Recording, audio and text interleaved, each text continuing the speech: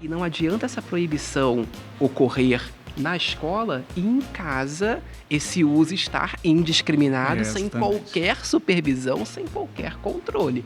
Então não adianta durante 4 horas ou 6 horas, se for uma escola integral, enfim, aquele celular está com uso mais restrito, mas em casa o meu filho adolescente tem o uso liberado no quarto dele, em portas fechadas, sem uma mediação, sem uma supervisão, sem esses pais saberem o que esse filho está acessando, quais são os portais, quais são os conteúdos que ele está recebendo. Então, na verdade, a lei, ao meu ver, ela é benéfica, ela tem pontos positivos, sim. Ela auxiliou nesse controle mais efetivo desses professores, desses gestores, desses coordenadores pedagógicos, mas não é uma proibição pela proibição. Também a gente tem que olhar no ambiente doméstico, nos outros ambientes por onde esses jovens, essas crianças circulam, enfim, outros espaços que eles frequentam. E também a gente precisa qualificar o uso. A lei, ela veio para mostrar que a gente, infelizmente, falhou nas outras formas. A gente perdeu o controle do uso passivo, do uso não pedagógico dos celulares dentro e fora das escolas. Mas a escola é um excelente lugar para começar. A gente brinca que puxar o freio de mão, é um freio de arrumação. Essa lei, para nós, é um ponto de partida, mas de forma nenhuma um ponto de chegada. Perfeito. O ponto de chegada é mais educação digital. O ponto de chegada era o que a gente sonhava 20 anos atrás, né, Fábio? Com o celular sendo o maior laboratório portátil, multimídia, que você poderia ter microscópio, macroscópio, você podia ter várias tecnologias portáteis, baixo custo, na mão de todos os estudantes.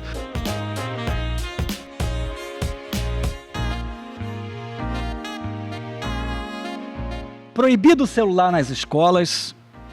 E agora? Quais os riscos e oportunidades envolvidos nessa medida? No episódio de hoje do nosso podcast Formação para Educadores, discutimos um tema que agita o mundo educacional: a restrição do uso dos celulares nas escolas. Qual é o impacto dessa decisão na construção de uma educação digital, crítica e inclusiva? E para isso, recebemos 2 convidados com grande experiência no tema, que irão representar o Instituto Alana e a Multirio. E aqui também, complementando a mesa, temos hoje um host convidado, que é o Marcelo Guise. Ambos somos da Casa Firjan. Eu atuo no Departamento de Educação e você, Guise? Comunicação. Muito bem, muito obrigado. Valeu. Eu sou um homem branco, uso óculos e é um prazer ter vocês aqui conosco.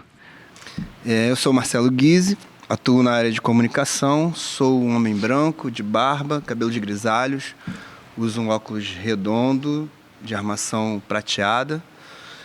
Estou vestindo uma camisa preta, um blusão preto com uma camiseta verde por baixo. Nossos convidados agora, gostaria de uma apresentação breve? Prazer enorme estar aqui com vocês. Eu sou Rodrigo Nesme, sou um homem branco, totalmente careca, com óculos marrom levemente escuro e estou com uma camisa cinza clara. Prazer estar com vocês aqui hoje. Bem, eu sou o Fábio, primeiramente agradeço também o convite. Eu sou um homem branco, também de óculos, como todos aqui da mesa hoje. Estou completamente de cinza, agora que eu reparei isso. Tenho cabelo curto, preto, enfim, bigode e um pequeno cavanhaque. E é isso. Antes da gente começar, eu vou pedir ao pessoal de casa para não esquecer de seguir as redes sociais da Firjan, @Casa Firjan, e também a nossa plataforma de conteúdo, casafirjan.com.br. Só seguir lá, beleza? A gente vai começar agora. Gostaria que vocês falassem um pouco da experiência de vocês desse tema e também no cargo que vocês ocupam. Narrar um pouquinho quem são vocês para nossa audiência conhecer. Bom, vamos fazer a versão curta, né, para a gente poder avançar na conversa. Eu sou psicólogo de formação, mas desde adolescente, e isso a partir do ano 1992, 93, eu tive o privilégio de poder ter contato com computadores. Minha mãe fazia, à época, um mestrado em matemática na USP, onde bastante coisa começou da informática, e ali ficava aquele aparelhão enorme, né, um PC ainda daqueles primeiros formatos, brincando ali com joguinhos tipo de blocos e aprendendo a usar DOS na época ali, nenhum talento especial, mas ali desde muito cedo tive um pequeno contato. E antes de entrar na universidade em psicologia, também fiz um estágio em HTML. Em 1997, eu aprendi a programar em HTML, tabelas. Um dia eu consegui fazer uma tabela, mas a partir dali parou aí, minha habilidade de programação parou ali. Mas desde sempre gostei muito apaixonado por tecnologia. E quando eu entrei na psicologia, sempre me provocava a curiosidade de entender melhor não apenas o que a gente faz com as tecnologias, mas o que as tecnologias fazem com nós, fazem com a nossa percepção de identidade, fazem com as nossas relações sociais, o que as tecnologias transformam na cultura e na sociedade. Né? E aí, nos primeiros anos da psicologia, eu já tentei estudar, mas ainda era televisão e comportamento de adolescentes, e depois a internet vindo com tudo, desde lá, ainda na graduação, eu estudo e pesquiso essa relação que a psicologia pode ter como olhar para as transformações que o digital provoca nas nossas vidas, individualmente, mas coletivamente também. Maravilha. Bem, complementando o Rodrigo, eu sou jornalista também, eu fiz comunicação social pela PUC do Rio, mas antes eu fui aluno do Colégio Pedro II, e desde a minha época de escola pública, eu já tinha um contato muito grande com grêmio estudantil, produção de jornal escolar, então essa vertente, essa sementinha foi sendo plantada em mim aos poucos. E quando eu estava na graduação em comunicação, eu também fiz um estágio na vice-reitoria comunitária, então sempre tive essa proximidade maior com esse jornalismo comunitário, enfim, essas práticas mais educomunicativas, que foi um campo que eu vim a conhecer durante a graduação. Depois eu fiz uma especialização em educomunicação, pós-graduação em pedagogia. E na Multirio, né, eu atuo, já fui estagiário, já fui assistente, já fui gerente de materiais didáticos e agora é nessa frente de produtos para a educação, ao longo desses meus 5 anos de Multirio, a gente vem atuando para o desenvolvimento de projetos e de iniciativas que estejam relacionadas com o espírito, com o DNA da Multirio, que é a educação midiática. E como um dos principais exemplos, a gente tem o projeto Andar, que é o projeto que eu coordeno, né, que a gente está nesse desenvolvimento desde 2022, que é um projeto que hoje tem 70 escolas produzindo, enfim, mídias em diferentes formatos, enfim, multiplataforma, podcast, audiovisual, jornalismo de redes sociais, enfim, de ensino fundamental, de EJA, de educação infantil. E esse projeto, acredito que tem muito a contribuir ainda para a educação, enfim, não só no cenário do Rio de Janeiro, mas do Brasil também. Que bom. Legal. E quando a gente estava pensando, né, Giovanni, nesse papo aqui, como que a gente podia conduzir ali da melhor forma, a gente achou que seria legal trazer alguns dados, né? Então eu vou trazer aqui, para começar, um dado do Relatório de Monitoramento Global de Educação da Unesco, que aponta que os estudantes levam até 20 minutos para retomar a atenção depois do uso de smartphone. Muito se fala dos aparelhos eletrônicos como vilões. O que vocês perceberam dessa relação com os dispositivos digitais antes da lei? Queria que a gente, antes de entrar na lei, a gente falasse um pouquinho do antes, se vocês têm alguma percepção aí sobre isso. Olha, na verdade a minha percepção é que estava um pouco sem controle, né? Porque o uso estava indiscriminado. Eu não trabalho diretamente em sala de aula, mas a gente, na Multirio, tem a oportunidade de visitar muitas unidades escolares espalhadas por todos os territórios aqui da cidade do Rio de Janeiro. E os relatos de professores e de professoras eram de que eles tinham muitas dificuldades em poder estar dando as suas aulas, uma vez que a distração do aparelho celular acontecia. Era uma notificação, era uma mensagem para uma amiga, enfim, de uma certa forma também, em alguns momentos, entrando em contato com o responsável, mas numa hora talvez inapropriada, porque na hora ali em sala de aula não seria o momento mais adequado, mas existia uma dificuldade maior. E como esses professores não estavam respaldados por essa legislação, esse professor também, de um certo modo, encontrava, em muitos casos, resistência para poder falar, guarda o celular, agora não é hora. Porque aí já entra uma questão desse aluno, muitas vezes, não reconhecer essa autoridade do professor, enfim, que é um debate mais amplo. Mas, hoje em dia, o que a gente percebe por relatos de educadores, de professoras e de professores, é de que a mudança foi significativa, porque agora há o respaldo da legislação, onde aquele professor e aquela professora pode, de fato, controlar o uso. É claro que eu não posso garantir que isso ocorra em 100% das unidades escolares do Rio de Janeiro, que é o cenário onde eu é mais próximo à minha realidade, mas em boa parte dele, pelo relato que nós temos, o celular está sendo utilizado com os fins pedagógicos, que é o que a legislação, de fato, permite, e é o que a gente faz, por exemplo, não apenas, mas um exemplo com a iniciativa da Andar, onde esses alunos utilizam o celular, sim, para pesquisar uma pauta, para construir um roteiro, enfim, para poder ali estar gravando o seu conteúdo, captando áudio, fazendo uma filmagem, mas esse celular sendo utilizado como uma ferramenta, um recurso mediante a intencionalidade pedagógica daquela atividade. Não é usar o celular por usar o celular, mas sim por que utilizá-lo, quando utilizá-lo e de qual modo, né? Enfim, com a supervisão de um adulto, enfim, com a mediação do professor, se for em casa, com acompanhamento ali dos responsáveis, mas o cenário antes da lei, para responder a sua pergunta, pelos relatos que a gente tem dos professores e educadores, era um cenário um pouco difícil de controlar, sim, esse uso dos aparelhos pelos alunos e pelas alunas. Muito bom. Você já deu até um contexto aí dessa passagem, né? E você, Rodrigo, o pessoal lá da pesquisa lá do Instituto Alana, como é que vê aí até antes até essa chegada dessa transição, né? Como é que foi percebido aí pelos estudantes isso? Teve resistência. E ao mesmo tempo com essa missão que ele falou, né, de na verdade abraçar a tecnologia, mas também oferecer o outro lado, né, dos efeitos negativos que você acabou de falar anteriormente. Eu acho que tem essa missão, mas aí como é que se dava isso antes e como se dá isso agora? Não, perfeito. Acho que o Fábio trouxe bem o cenário, né? Eu tenho o privilégio de acompanhar as pesquisas do CETIC, que faz o acompanhamento anual, né, do uso de tecnologias nas escolas no Brasil todo, com a pesquisa TIC Educação, e também a pesquisa TIC Kids Online, que mostra um pouco os hábitos de uso de crianças de 9 a 17 anos.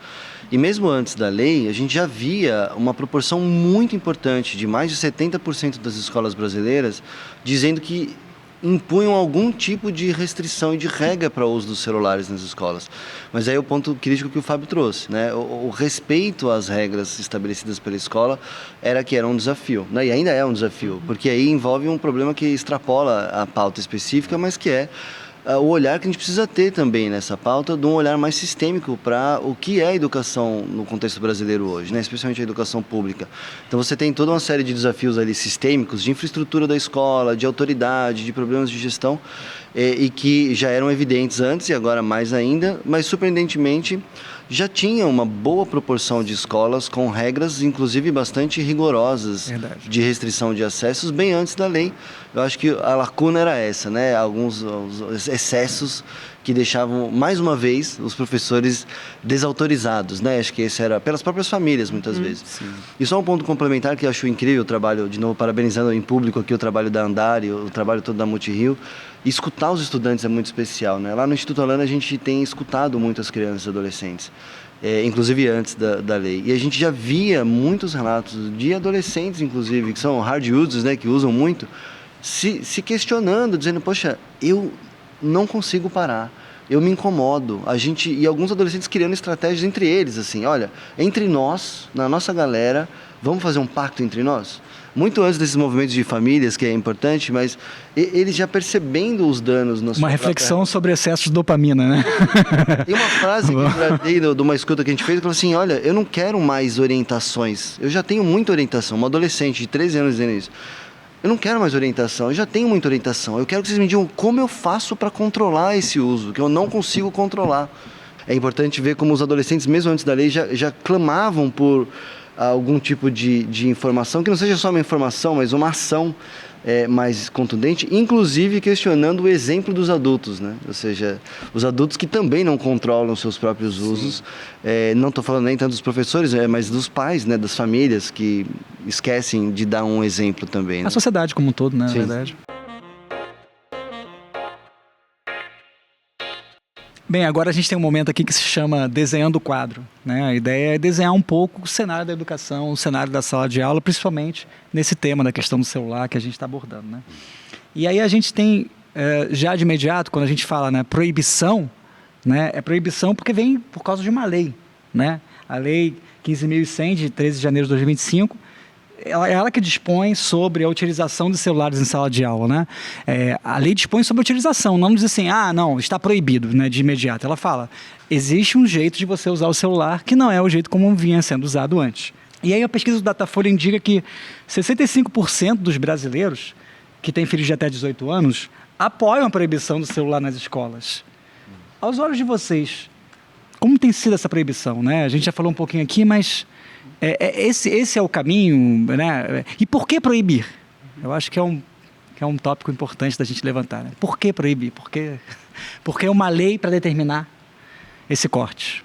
Eu acredito que, como eu já comentei, né, no bloco anterior, com a lei, esses professores e essas professoras passaram a estar respaldados legalmente para poder estar atuando no controle mais efetivo do uso desses aparelhos em sala de aula. Então, eu acho que a lei ela cumpre esse papel, sim, institucional de um modo mais amplo.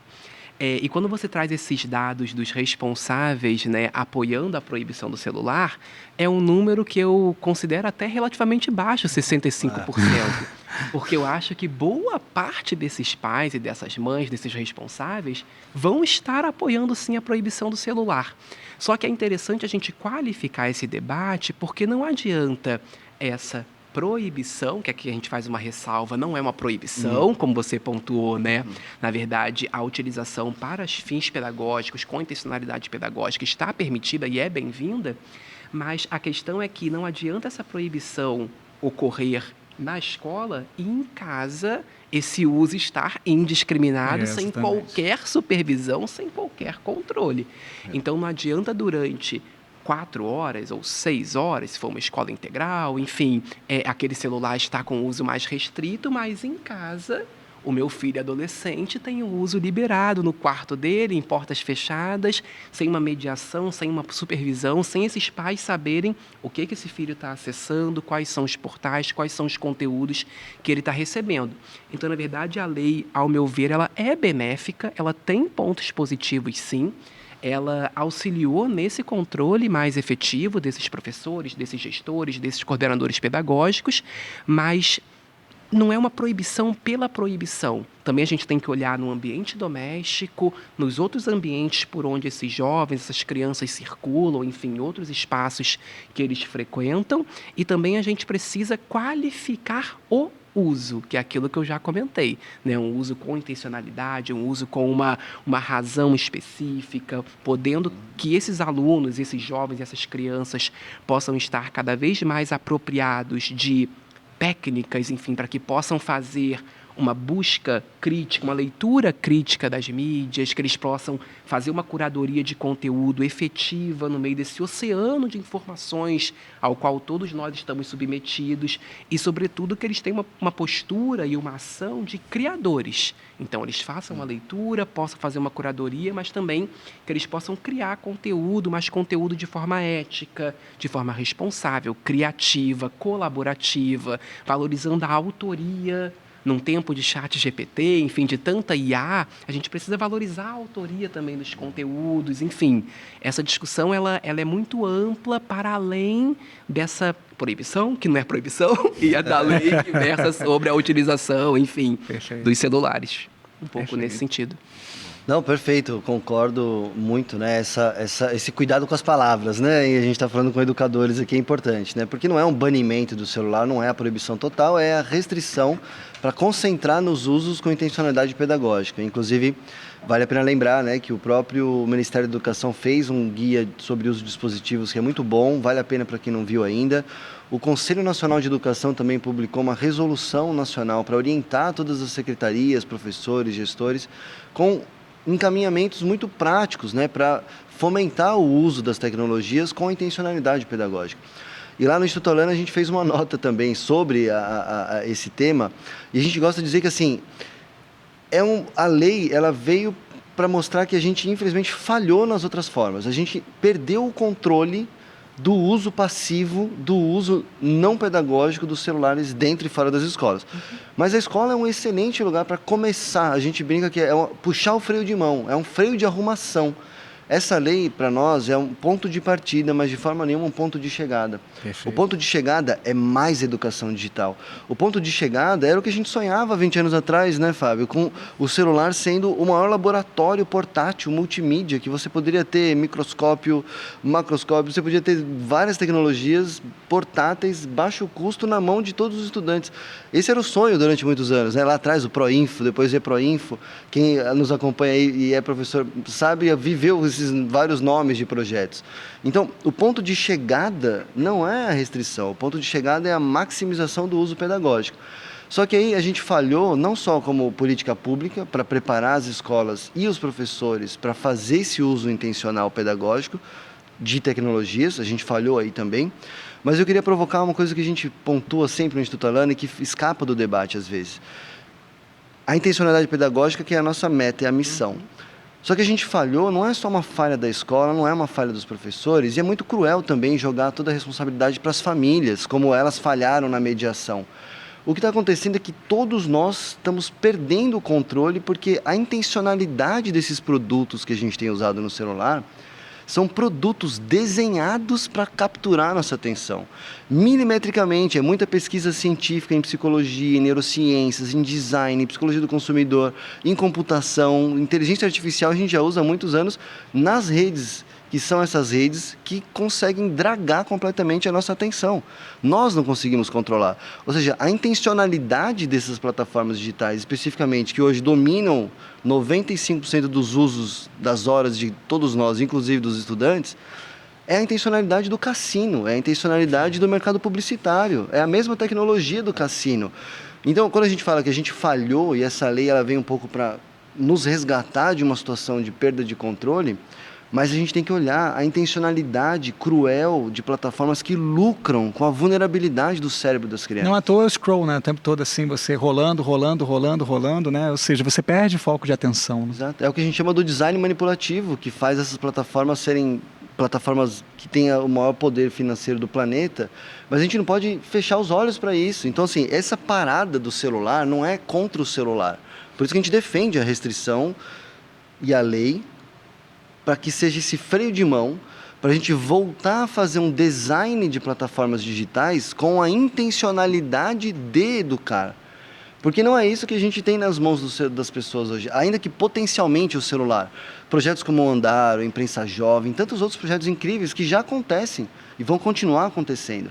Eu acho que a gente tem que falar menos agora da restrição e mais iluminar projetos como o Andar, projetos da Multirio, e projetos que professores que estão nos acompanhando aí, que estão inovando na sala de aula, às vezes ninguém nem está vendo, eles estão fazendo usos incríveis do celular como mapeamento georreferenciado do ecossistema do bairro, projetos de leitura de mapas, projetos de idiomas, enfim, tudo isso pode continuar e deve continuar acontecendo. Né? Perfeito. Eu tenho um exemplo, quando professor, né? Na Escola SESI a gente tinha um chamado Clube de Humanas e Clube de Arte Maker, né? Eu dava aula de filosofia e também de arte. E eu juntei os dois clubes e fiz um projeto sobre pesquisas de dados de racismo entre os estudantes. E eles usavam celular para fazer pesquisa. Então, eles entrevistavam as pessoas, eles manipulavam gráficos, porque depois a gente colocava no Forms, e eles analisavam gráficos. E também, eles criaram uma plataforma, um Instagram, para disponibilizar para a sociedade esses dados.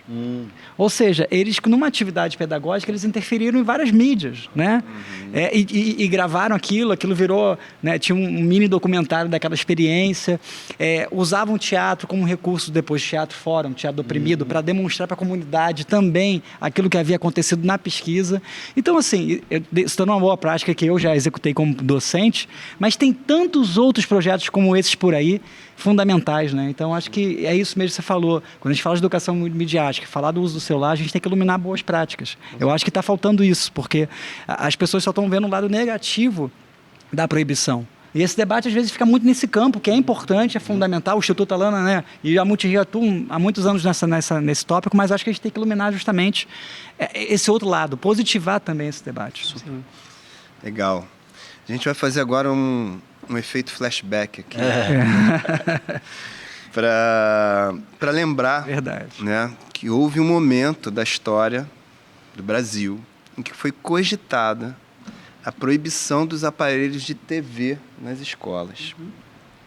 O educador Paulo Freire, inclusive, era contra essa proibição. Exatamente. E junto do Paulo Freire existia o Movimento Popular de Cultura do Recife, que Paulo Freire apoiava, inclusive na alfabetização. O movimento de cultura popular do Recife foi fundamental e eles usavam mídias já naquele tempo na educação, inclusive com uma TV bem ainda precária, mas usavam outras possibilidades, né, de artísticas também, né? E aí a gente queria pegar esse gancho para perguntar para vocês como que vocês veem a relação entre mídia, educação e entretenimento nos dias de hoje. Bem, esses campos, eles podem se articular de múltiplas formas. Na verdade, a Multirio, ao longo desses 32 anos, né, como eu já pontuei, não são 3 meses, são mais de 3 décadas de atuação nesse campo da educação midiática, ela busca justamente desenvolver ações, projetos, iniciativas que articulem esses dois campos, né, da mídia e da educação. E aqui, ao longo dessa conversa, a gente já citou alguns exemplos de como as mídias podem ser utilizadas enquanto boas práticas pedagógicas, né? E, na verdade, as mídias estão presentes em tudo, né? Hoje em dia. Tudo é força de expressão, mas enfim. Inclusive esse episódio.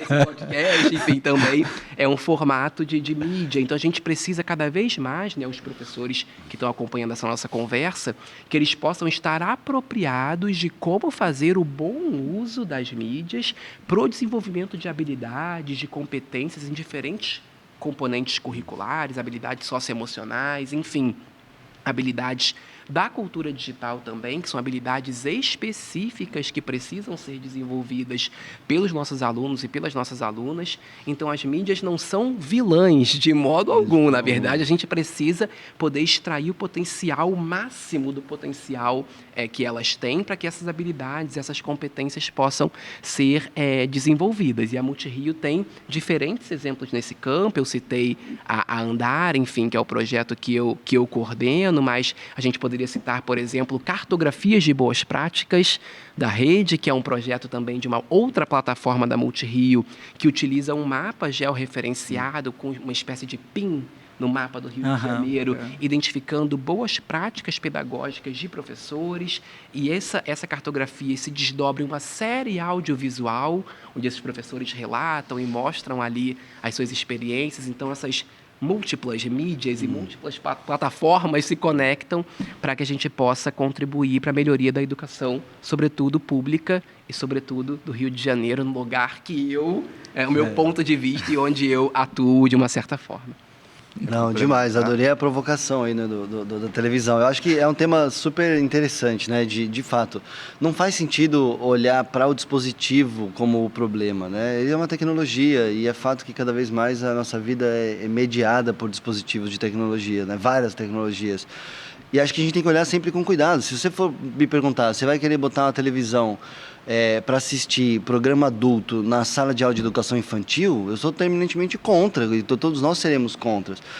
É claro que o McLuhan, né, o teórico, já dizia que o meio é a mensagem, né? Tem toda uma discussão sobre o dispositivo em si também. Eu acho que na hora de você usar, seja a televisão, seja agora a IA, o que for, dentro da escola, tem pelo menos 2 camadas. Tem várias camadas do que a gente chama de governança aí dessas tecnologias digitais, mas tem uma camada que é de entender o dispositivo, né? Entender como que é feito um programa de televisão, como que é feito a transmissão das ondas de televisão, o que é uma concessão pública de televisão, o que é uma concessão privada de televisão. Ou seja, essa agenda tem que ser eternamente presente no currículo sobre as tecnologias, sobre os dispositivos, é um estudo científico, inclusive, mas também toda uma discussão de produção e consumo crítico, seja da televisão, rádio, cinema, seja qual for a mídia, né? Eu acho que a gente está demorando para conseguir fazer, né, Fábio? O Paulo Freire mesmo já disse em muitas ocasiões, né? É tão evidente que a escola é o lugar da tecnologia, porque é o lugar da inovação, é o lugar do social se apropriar do que tem de novo na sociedade. Então, a escola tem que ser esse lugar do que tem de mais novo, tem que estar na escola, né? A gente tem que ter os estudantes produzindo IA, produzindo agentes de IA, mais do que consultar IA. Fazer a tarefa de casa no IA, ok, mas como que a gente faz da escola um lugar em que os estudantes cheguem para dizer assim, caramba, tá muito ruim esse IA aqui que eu estou usando. Ele tá muito inconsistente, está alucinando muito. É esse lugar que a gente quer ver, do estudante se apropriando, e para isso a escola tem que ter, né, seja qual for a tecnologia. E o problema não é o dispositivo. E da mesma forma, não é porque tem uma TV lá desligada que ela vai gerar dano nos estudantes. Então, essa discussão tem que ser menos focada ela não é estática, né? E ela não é estática, né? Assim, uma forma. Porque de certa forma o celular desligado ainda causa danos aos estudantes. Causa danos. Porque eles acessam depois, num período de não escola, né? Tem uma pesquisa que diz que a presença física do celular desligado, a gente já está tão habituado a esperar notificações, esperar que a presença física do celular desligado, por isso que aquela ideia de sapateiras com os celulares foi muito questionada, porque a pesquisa em psicologia dizendo que o contato visual com o aparelho te remete a uma ansiedade de acessar o aparelho, que essa ansiedade te distrai completamente, como o estudo que vocês mencionaram, né? Então é fato que, mesmo desligado, o aparelho pode provocar desconforto e distrair. Mas legal que você falou dessa importância, né, de entender a mídia, e o livro do nosso cenário, né, que é o Manifesto pela Educação Midiática, do David Buckingham, é um livro que fala exatamente disso. Ele fala por que ele escreveu esse livro, né, ele fala, não se educa com mídia, nem pela mídia, nem com tecnologia digital, mas sim como a mídia funciona. Né? O princípio da educação midiática é esse, entender como essa mídia funciona. Queria aproveitar esse gancho para trazer uns dados. Olha ele com celular. Olha. É permitido. Ainda é permitido. E vou trazer aqui mais dados, né, para guiar aqui nossa conversa. Inclusive foram apresentados na nota técnica do Alana, né? Na pesquisa TIC Kids Online de 2024, que o Rodrigo me atualizou aqui poucos antes do nosso papo, né? Por isso que eu estou vendo aqui no celular, que fala o seguinte: podemos observar que 93% das crianças e adolescentes entre 9 e 17 anos são considerados usuários de internet no Brasil. 81% deles já possuem um celular. A idade do primeiro acesso à internet tem sido cada vez mais precoce, até os 6 anos de idade, para 23% desses usuários. Ter perfil em plataformas sociais é um hábito comum para 83% das crianças e adolescentes, sendo inclusive utilizadas por 60% das crianças entre 9 e 10 anos e 70% das com idades entre 11 e 12 anos, mesmo que essas redes sejam permitidas apenas para maiores de 13 anos, com autorização e acompanhamento dos responsáveis. E aí, com base nesses dados, né, a gente queria saber se vocês enxergam, né, o celular como um perigo potencial nas escolas e como que vocês veem essa tentativa de regulação do uso das mídias. Eu acho que eu também queria emendar uma outra pergunta que eu acho que pode seguir, que é como evitar que essa proibição piore também um outro tema, que é a exclusão digital, né? Porque quando a gente proíbe, algumas escolas que tinham mais recursos tecnológicos vão poder usar com mais intencionalidade. Outras não, outras só tinham um celular. E aí?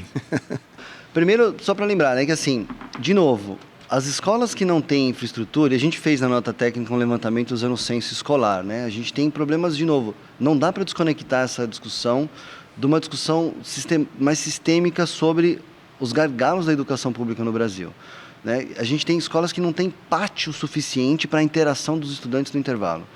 A presença de áreas verdes nas escolas é minúscula. Espaços de entretenimento, de lazer, de cultura, ou quadras esportivas também muito pequeno. E, evidentemente, nesse país com tantas desigualdades, com tantos problemas críticos na educação, a gente também tem desigualdades na infraestrutura tecnológica das escolas. Isso é um dado do censo escolar e é um dado de realidade. Mas, aí, de novo, esses lugares podem continuar se beneficiando do celular. Não está continuará sendo mais importante ainda. E ao contrário, esse problema está sendo discutido como nunca antes. Então, há inclusive um movimento antes da lei do Ministério da Educação com um investimento importante de conectividade nas escolas, né? O programa Escolas Conectadas. Sim, sim. Nessa atual versão, ela de fato tem um dinheiro importante de recursos públicos para conectar as escolas, mas ainda onde não tem a infraestrutura completa, o celular continua funcionando. Isso perfeitamente. Agora a gente já conversou um pouco, né, dos danos. Eu acho que, de novo, o problema mora no modelo de negócio das plataformas que estão sendo usadas. Se é para um celular da criança com 9 anos, com 8 anos de idade, usar plataformas que são cassinos digitais, que são feitos com design manipulativo explicitamente, agora a gente tem muitas evidências acumuladas. Porque as plataformas de redes sociais, a gente não pode se enganar, é incrível, tem coisas incríveis ali, mas são plataformas de publicidade, não são plataformas educacionais. Não significa que eu não posso aprender. Nem redes sociais, né? Nem redes sociais. Como a gente comentava antes de gravar aqui, né? Assim, você pega um vídeo curto de 1 minuto, poxa, eu aprendo coisas que eu falo, caramba, que incrível, né? Não significa que você não pode aprender nada usando uma plataforma social. Mas as plataformas que hoje estão nos nossos aparelhos celulares são plataformas de publicidade, que a intencionalidade ali é clara. Maximização do tempo de engajamento para maximização do consumo de horas para que você tenha o maior valor na hora de ser um possível comprador. E tudo por que eu estou dizendo isso de novo? Porque esse é um problema. Esse tipo de uso que a gente chama, que é o uso passivo, o uso pouco crítico e o uso praticamente controlado por pouquíssimas plataformas que não são usadas nesse uso passivo com intencionalidade pedagógica, isso é prejudicial. É prejudicial porque tira do contato de interação social no intervalo, distrai na sala de aula, isso gera um hábito de consumo de informação fragmentada. E todas as discussões que agora tá na boca do povo, né? Descargas de dopamina, sistemas de recompensa, coisas que a gente aprende nas faculdades de psicologia e outras tantas, mas hackearam o nosso cérebro, para dizer simples, né? E hackearam o cérebro dos estudantes também. O cérebro das nossas crianças serem configurados por plataformas de anúncio publicitário que usam técnicas de cassino. Eu interpreto assim, eu não estou exagerando. A gente tem evidências, são técnicas as mesmas do cassino. Rolagem infinita, autoplay.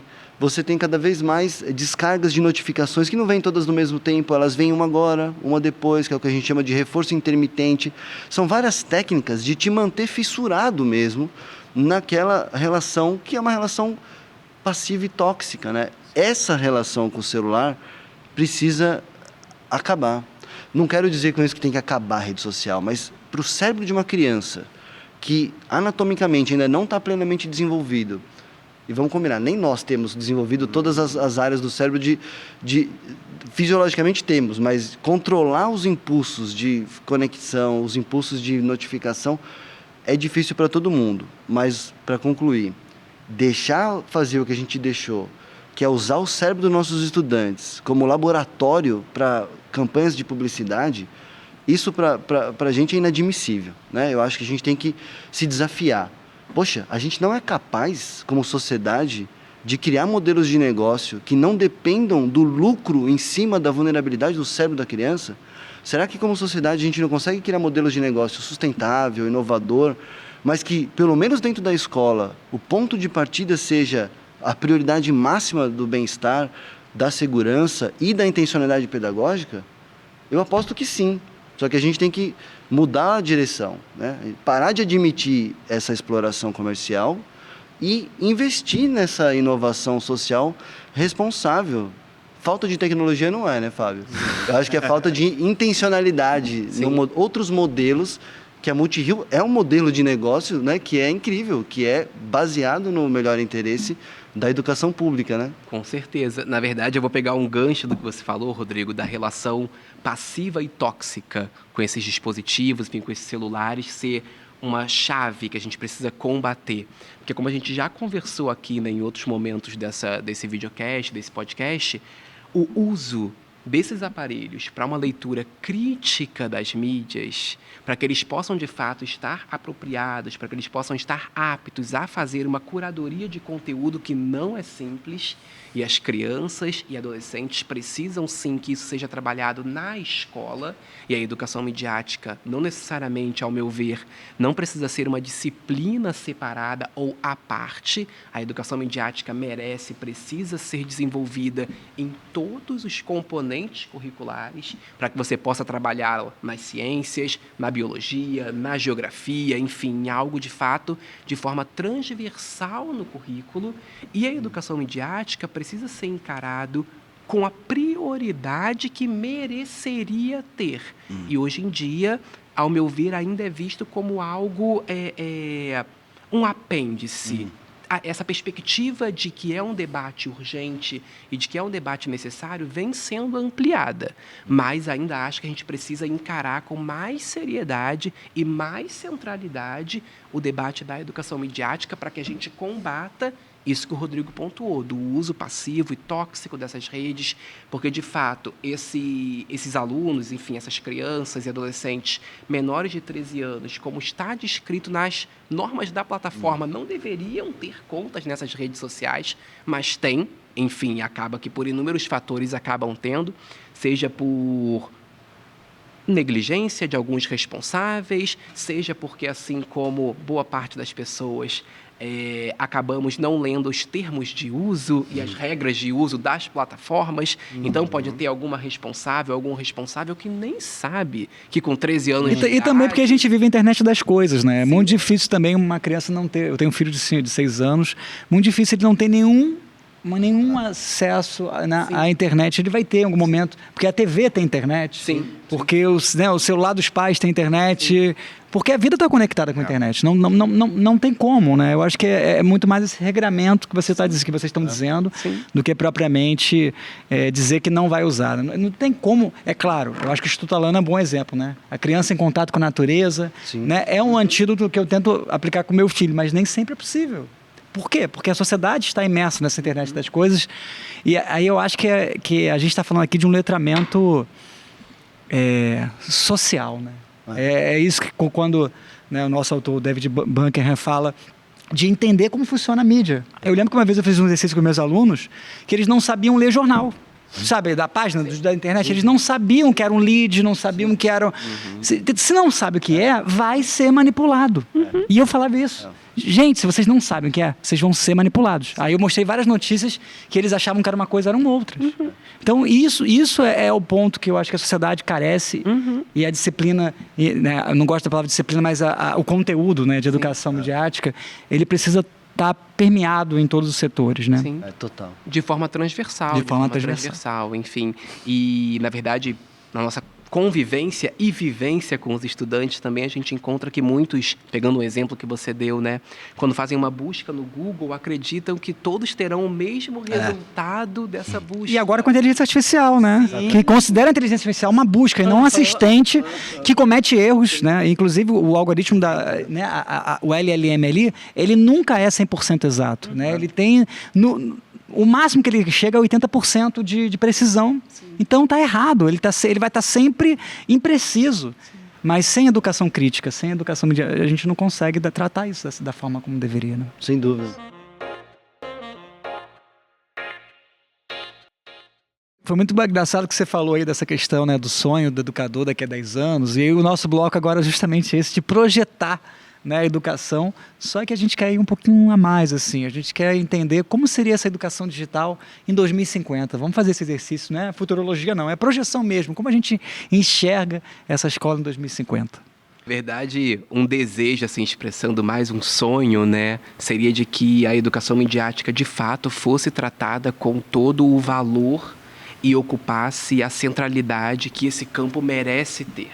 Eu acho que enquanto a gente não encarar com seriedade esse debate e a necessidade de incorporar a educação midiática de fato no currículo, de forma transversal, seja na educação infantil de forma desplugada, no ensino fundamental 1, como até, fazendo um parênteses, a Multirio contribuiu no desenvolvimento de um componente curricular de lógica de programação, que na verdade ele é um componente mais voltado ao pensamento computacional, com uma série de sequências didáticas, de atividades pedagógicas que trabalham justamente a lógica da programação, por exemplo, funcionamento de algoritmos, de forma desplugada com alunos do 1º ao 5º ano.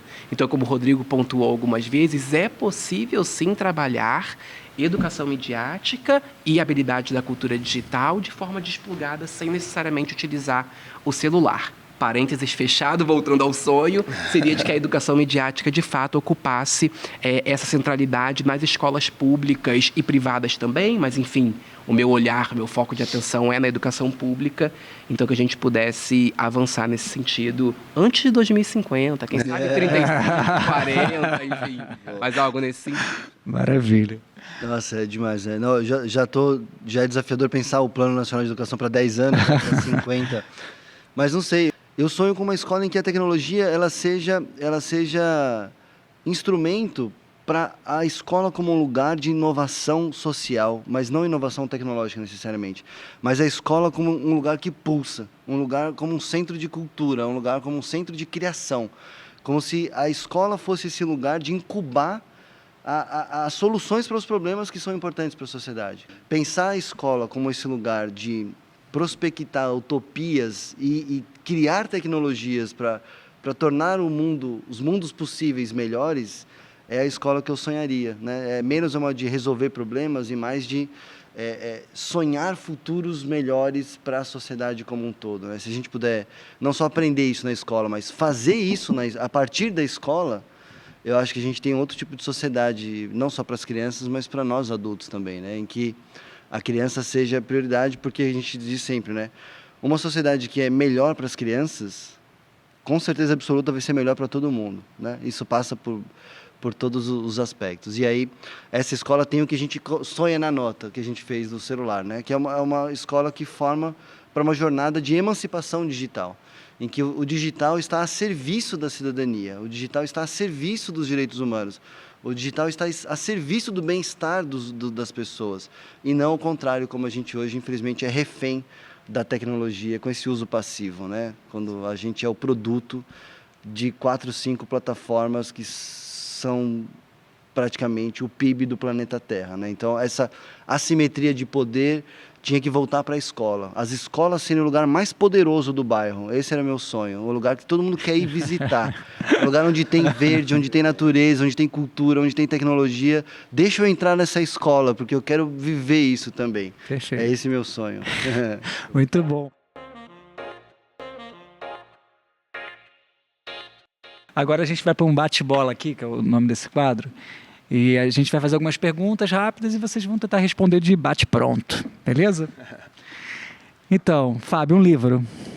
Olha, o Guia da Educação Midiática do Instituto Palavra Aberta, do programa Educamídia. Pode justificar o porquê? Sim. Bem curtinho? Brevemente, sim. Porque, na verdade, esse é um debate complexo, tá? Não é um debate simples, é um debate que precisaria de mais alguns podcasts para a gente poder dar conta de todas as frentes que ele provoca e que ele abre, mas é um livro que ele pode ser um início para os professores que estão agora se aprofundando e se apropriando dessas discussões da educação midiática.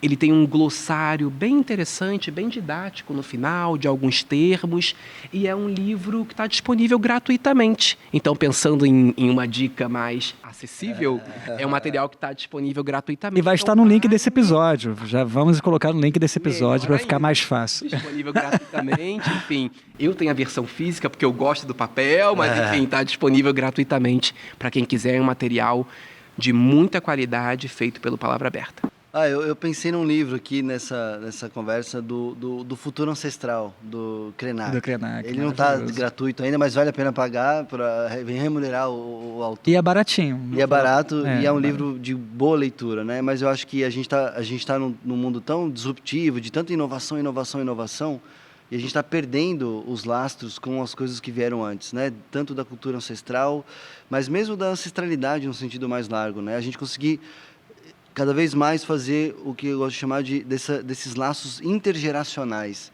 E a tecnologia, a gente fica sempre olhando para o futuro, e o título do livro e a proposta do livro, é lindo o livro, né? O futuro ancestral, eu acho que é mágico para o que a gente precisa agora. E um perfil que precisa ser seguido.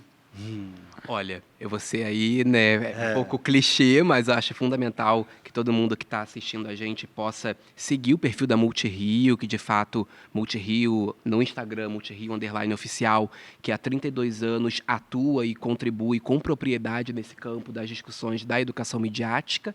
Mas, para além da Multirio, cumprido meu dever de casa, eu vou indicar o perfil da Nina da Hora. Eu acho um perfil excelente, que dialoga com os educadores, com a juventude também, por ela ser uma pesquisadora mais jovem, enfim, mais contemporânea.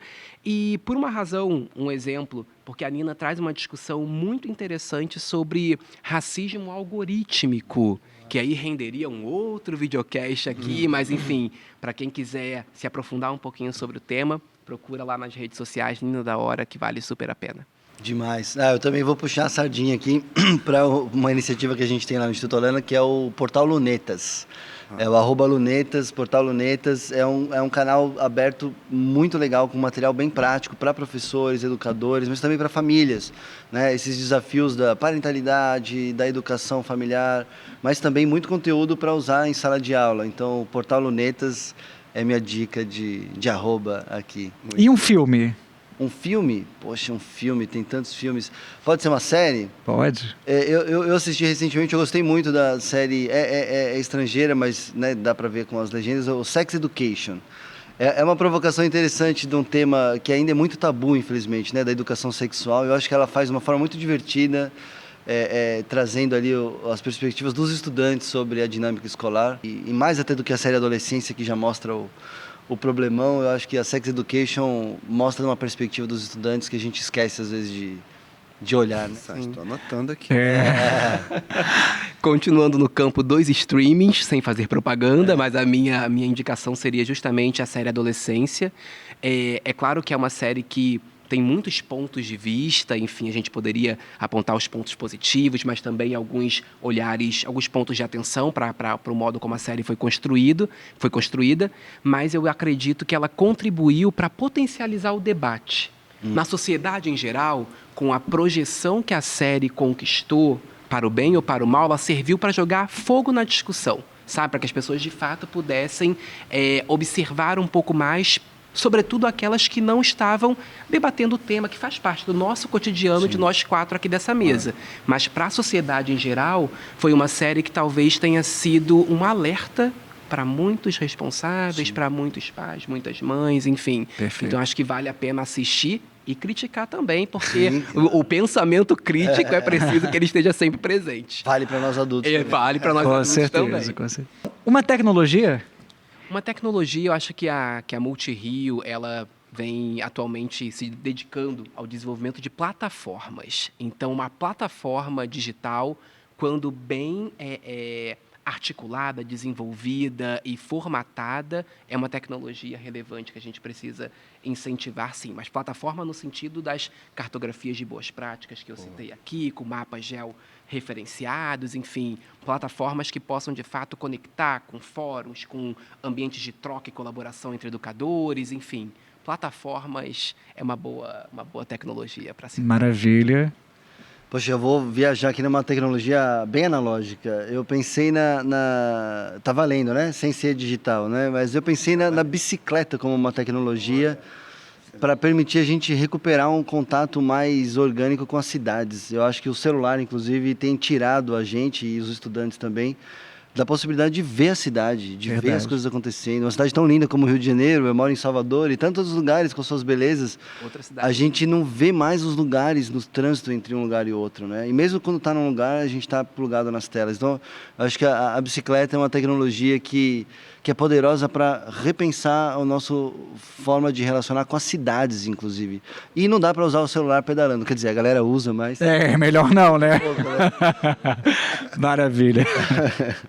E para terminar, um sonho. Um sonho. Isso. Olha, é porque sonhos a gente tem muitos. Mas eu acho que a escola que o Rodrigo apresentou aqui essa escola que todo mundo tenha vontade de visitar a escola e entrar na escola, porque tem muita coisa boa sendo produzida ali. A gente sempre diz que boas práticas pedagógicas acontecem diariamente em qualquer unidade escolar que qualquer um de nós quatro aqui venha visitar, e amanhã vai ter uma boa prática pedagógica sendo desenvolvida. Mas a gente precisa que essas boas práticas estejam cada vez mais sendo divulgadas, amplificadas, e também, como eu não posso deixar de amarrar o meu pezinho na educomunicação, o meu sonho também é que as vozes dos jovens, elas sejam cada vez mais amplificadas e valorizadas e escutadas de forma ativa mesmo, sabe? Porque a juventude e as crianças também, elas têm muito a dizer. Elas têm voz, muita voz, gritam alto e querem ser cada vez mais escutadas. Então, o meu sonho seria que isso deixasse de estar apenas na teoria e fosse a prática. Perfeito. Vamos lá, mais um sonho, né? Além Mais da um. escola, né? Porque além desse sonho com essa escola, que a gente queira estar na escola e visitar a escola, é um sonho que é triste isso ser um sonho, na verdade, mas é que a gente consiga ter práticas econômicas sustentáveis que não dependam do lucro sobre a vulnerabilidade das pessoas. É a gente limitar certas ações com limites éticos mínimos, que a gente está perdendo as referências. A gente se choca com tanta coisa, mas a gente se choca agora, assim, a gente está questionando se pode ou não pode regular as plataformas digitais. Tudo foi regulado, o trabalho infantil na época da Revolução Industrial foi regulado, a indústria automobilística foi regulada, a tecnologia foi se aperfeiçoando. Ninguém hoje questiona, é ruim ter airbag, ABS, cinto de segurança. A gente está tentando criar como um sonho mínimas salvaguardas para proteger crianças na internet, e isso soa como se fosse a revolução da Terceira Guerra Mundial. É triste que isso seja um sonho, mas eu ainda sonho com isso todos os dias, porque apaixonado por tecnologia, eu acredito que a tecnologia serve para realizar sonhos, não é? Então, esse é o sonho que eu tenho, e eu quero que as pessoas vivam isso, né? Dando mais uma dica de filme, Dilema das Redes, né? Que também fala disso, porque é triste ver com que a gente tem resistência ao básico, que é não lucrar sobre o cérebro de pessoas em desenvolvimento, que é o caso das crianças. Adultos, tudo bem, você escolhe os usos e abusos que você vai fazer. Agora, esse é um sonho que eu acho que a gente tem que realizar amanhã. E como sociedade está posto o debate. Deveria ser regra para o mercado, né? Tipo assim, ser uma regulamentação, uma lei, né? É assim, você não pode lucrar com crianças e adolescentes. Eu acho que a sua fala deveria entrar em praça pública. Existe a lei, está no ECA. Exatamente, não. É só respeitar. Exatamente. E me emociona quando você fala isso, na verdade, né? Porque eu tenho um filho de 6 anos, eu trabalhei muito tempo também na educação infantil, formo hoje aqui na Casa Feijão professores de educação infantil e noto que, de fato, os nossos problemas estão aí, né, na base, né, que a gente fala. A educação infantil ela precisa ser tratada como a educação primeira e fundamental. Sim. Né? É ali que está a base. E a gente, às vezes, esquece um pouco desse tópico.